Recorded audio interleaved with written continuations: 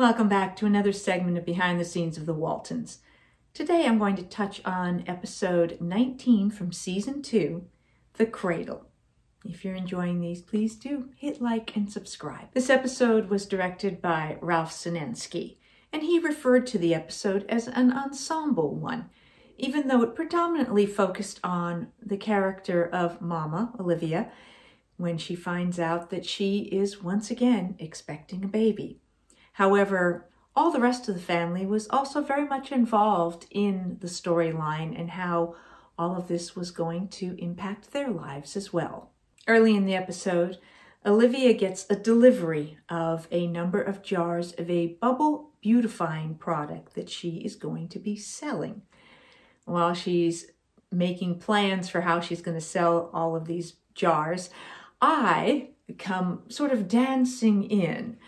I have decided that the dancer Isadora Duncan is a current inspiration for me, and I am contemplating becoming a dancer. So I am sort of drifting around the room in my Isadora Duncan-esque sort of costume and sort of musing on what this would be like to pursue as a career. Someone asked me, I believe Aaron asks me, didn't I plan to be an actor? And I say, I haven't quite made up my mind yet. When we were dealing with the front porch, sometimes that was shot on the exterior of the back lot where the house exterior was, sometimes on the soundstage, which also had a porch. In this case, as the children sort of usher Reckless back out the front door, you can see, if you're paying attention, that this was actually done on the soundstage, because as they leave here, you can see that it's actually level. There are no steps going down from the porch, because in fact, there were no steps. There was maybe about a 3-inch lip off of where the porch set was on the soundstage. So when we were inside and had to exit, there were no steps to go down. It made it a little tricky and kind of fun if we were shooting in a way where the camera was facing the porch and you see someone exit the porch and they're supposed to go down the stairs. So one of a couple things would happen. You would either see the person duck off very sharply to one side so that you didn't catch what was happening, or we would sometimes have fun pretending to get shorter as we walked supposedly down these imaginary steps. That was always kind of funny. And if we were watching another actor do that, it was always made me smile. Olivia's first stop in selling her product is to the Baldwin's house. When they see what Olivia is selling, they immediately say, we'll buy 4. She hasn't even demonstrated the product. She does find out that they really just don't care what's inside. They need the jars, that they are bottling some of the recipe, and they are 4 jars short. Olivia at first is very excited to make a sale of 4 jars, and then when she finds out it's for the recipe, you see her reaction sort of changes a little bit, and she's not quite sure how to deal with this. She's happy to make the sale, but not happy that it's about the recipe. After making a few more successful sales, as they are driving home, she suddenly isn't feeling well, and she asks John Boy to stop the truck and let her out. She said that she has decided she wants to walk because she's been putting on a little bit of weight and feels she needs the exercise. When she gets home and the smell of dinner cooking puts her off, she exits, and John says something about not knowing Olivia to feel sick at the smell of food, and Grandma sort of knowingly says, oh, it's happened twice before, when she was carrying Jim Bob and when she was carrying Elizabeth. John goes upstairs to have a conversation with Olivia and sort of gently broaches, do you think you could be pregnant? And she says, yes, I suppose I am. I absolutely love the smile that spreads across Ralph's face when he gets this news. Just a beautiful, bright moment where you see the excitement between the two of them. After seeing Dr. Vance to have her pregnancy confirmed, Olivia is none too happy to have had Dr. Vance point out that she is no longer a spring chicken. On the drive back, she is concerned about having another child during these tough depression years. They're always short on money and everything else. And John speaks with her and makes her feel better about the whole thing. When they get back home, however, Elizabeth is not happy because she has been teased, particularly by Jim Bob, about the fact that she will no longer be the baby of the family, that she'll be just another kid like the rest of them.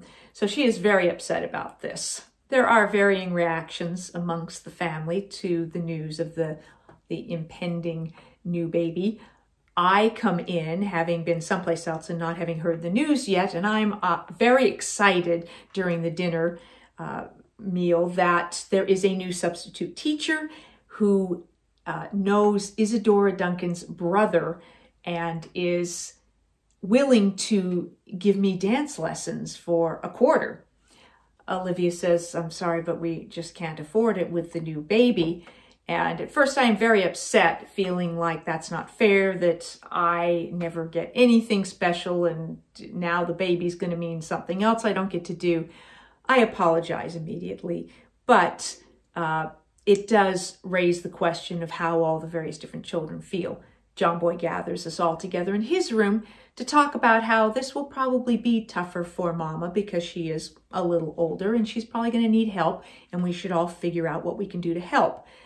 We decide that we're going to sort of throw a baby shower. Aaron has heard of someone having had a baby shower.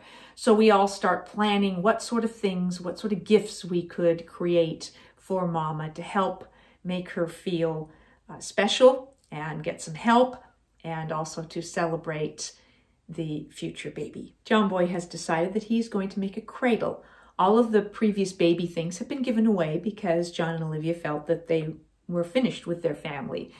So John Boy's going to make a cradle. He's up in the barn trying to do it where Mama won't ruin the surprise.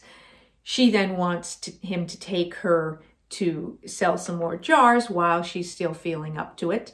Jason ends up taking her instead. During the course of this trip, when she is out, she suddenly isn't feeling well and comes back home and needs to rest.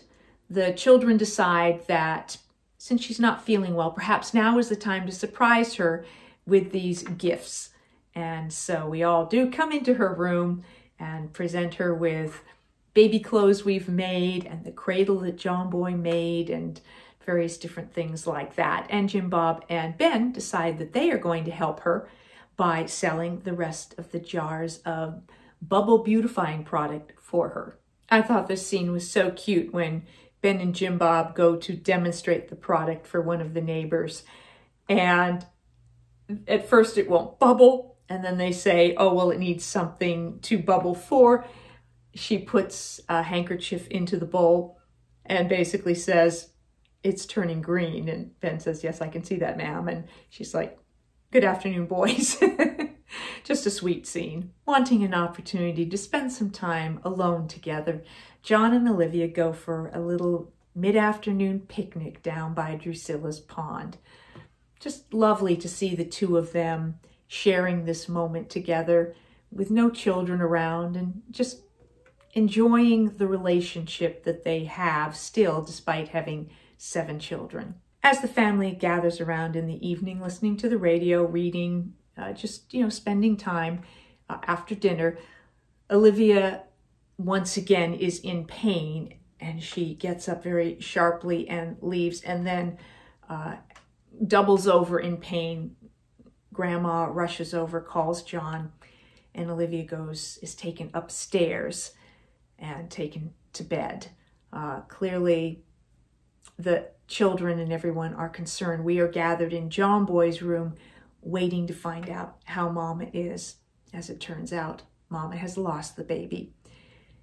And our father comes to tell us all that news and that Mama will be all right. But clearly, there are a lot of strong emotions and a sense of loss for what could have been. There was an interesting configuration of what was supposed to be the upstairs of the house with how the bedrooms were laid out, because I think many of you may have heard me talk about the fact that the bedroom where the girls were was also the same location that was used for the parents' bedroom.